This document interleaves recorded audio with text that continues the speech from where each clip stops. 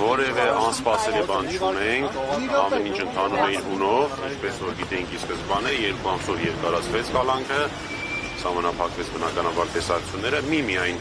ուրախալի բան ունեմ ասելով, որի միջնորդությունը քրոջ երեխաներին տեսակցելու մասով բավարարվեց։ Միայն քրոջ երեխաները կարողանան այցելել։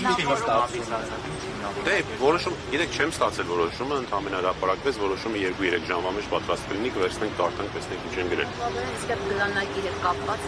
պարզվեց իվերջո։ Տեսեք, իրականում այս վարույթին, կալանքի երկարացման վարույթին դա չվերաբերվող հարց էր, բայց այնուամենայնիվ որ խոստացել էի կհարցնեմ, քննիչին հարցրեցի եւ ստացա նաեւ համաձայնություն, որ հայտնեմ այդ մասին։ Քննիչը կատեգորիկ երկեց, ասես նման բան չկա,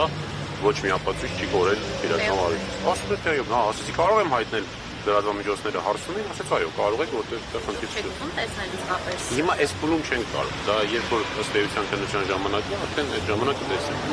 Այս փուլում չենք կարող։ Բնականաբար, իհարկե։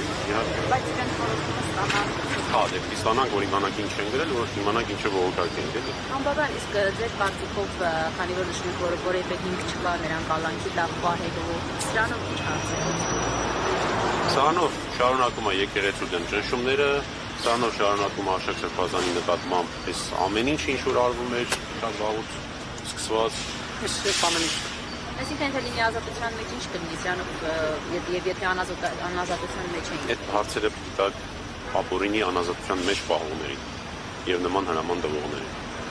Ես ինչ գիտեմ ինձ որ ինչ ասեմ։ Այս պահին չունենք որոշում, այս պահին միայն եզրափակիչ մասն հրապարակում որ երկարացում։